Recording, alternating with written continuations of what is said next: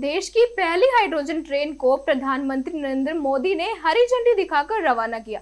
पंचकुला में आयोजित कार्यक्रम में कई वरिष्ठ जनप्रतिनिधि मौजूद रहे।